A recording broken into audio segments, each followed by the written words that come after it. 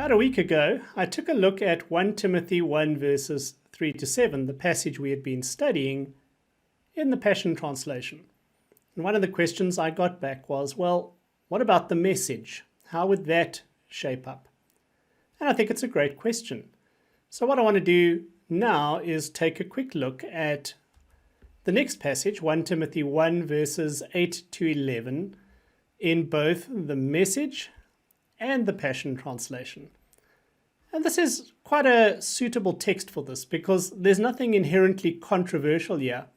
So it'll give you a good feel for how each of these translations handle, or each of these paraphrases handle the text. We start with verse 8. The Greek text, if I translate it literally, is going to say, we know that the law is good if one uses it lawfully. Let's have a look at that in the message. It's true that moral guidance and counsel need to be given. This is his rendering of, it's true that the law is good. So he's taken nomos, which is a word that refers to the law of Moses, and he's generalized it to refer to moral guidance and counsel that need to be given, whereas Paul's actual assessment was it's good. It's not a bad thing. The second half of the verse says, if someone uses it lawfully, nomimos means lawfully. Peterson renders that as, but the way you say it, and to whom you say it, are as important as what you say. Wow. Don't you find that a stretch? Saying that whether I have the gift of communicating godly counsel, moral counsel and guidance in a way that's persuasive and appropriate becomes the focus here, whereas the real issue in what Paul was talking about is his assessment of the law of Moses.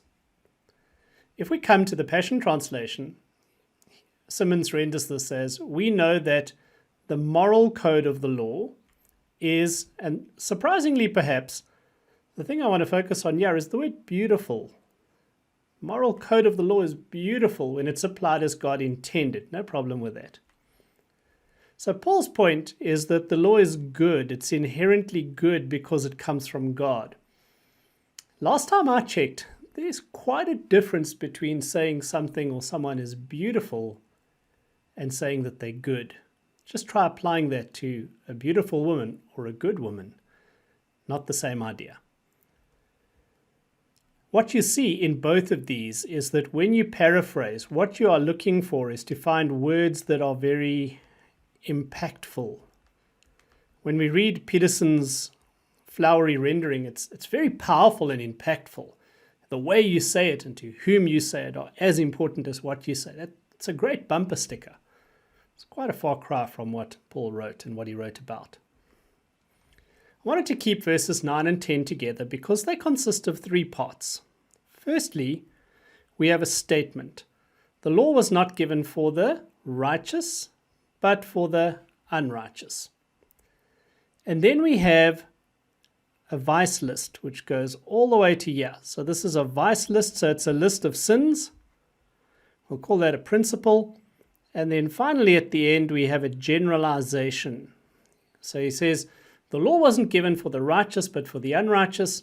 Then he lists a whole bunch of things that are unrighteous, and these are related to the 10 Commandments. You may want to go and watch my little video on this if you want more detail on it. And then at the end, he generalizes it and says, and if anything else is contrary to sound doctrine, it's also opposed by the law. That's our basic idea. Let's look at this in the message. Right, so this first part goes from here all the way to here. So this is all P. It's obvious, isn't it, that the law code isn't primarily for people who live responsibly, but for the irresponsible who defy all authority. Beautifully paraphrased. I don't actually have a problem with it. And then he summarizes the vice list very brilliantly as riding roughshod over God, life, sex, truth. and the generalization and whatever else is contrary to sound doctrine, he puts in teenager slang and he says, whatever. So you see the powerful impact. So there's our vice list and there's our generalization. And it's ingenious the way he's done it. But what he's done is he's left out the specific vices and he's just indicated the spheres of life that are covered. It's for people who ride roughshod over God, life, sex, truth, whatever. Ingenious, a little bit away from a translation. I don't actually have a problem with this in the Passion Translation. It's translated all the way through and fairly literally actually.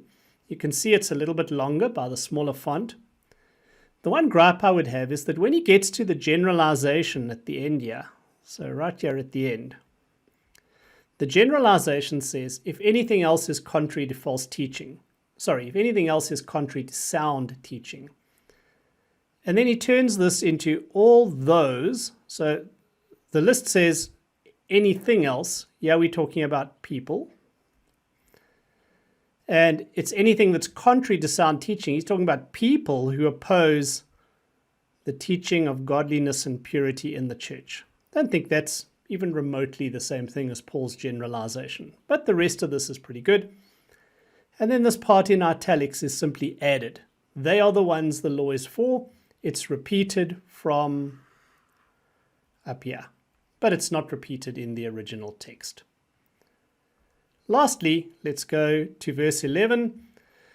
This says, sound doctrine, that's what we were talking about at the end of verse 10, according to the gospel of the glory of the blessed God, which was entrusted to me.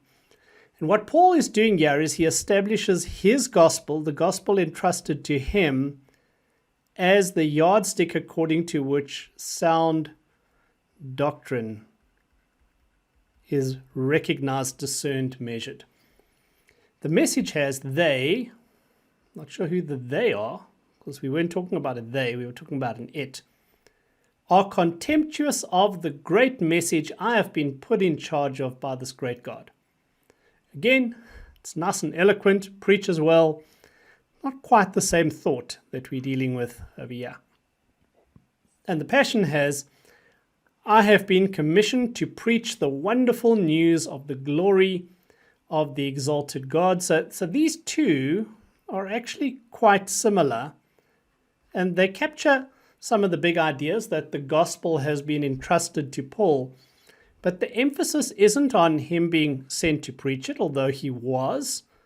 The emphasis is on the fact that it is the yardstick. It is the standard according to which false teaching in earlier parts of the passage and true teaching right at the end of verse 10 are to be distinguished. And I don't get that sense that it is the standard from either of these paraphrases. So they're not bad, they probably preach well, but maybe, at least in my opinion, they miss the essence of it. So I hope that gives you some sense of what happens in paraphrases like the Message and the Passion Translation. What the author's trying to do is to take his view, his take on the text, and present it in very eloquent and impactful language that makes a direct application to you and me. For that reason, they preach very well and they're often incredibly edifying to read. But, of course, they take considerable liberties with the original text, and for that reason, they make for terrible primary Bibles. Use them in addition, but not instead of a normal Bible. Hope that's helpful. If you found it helpful, please give the video a thumbs up and subscribe to the channel, and I'll see you next time.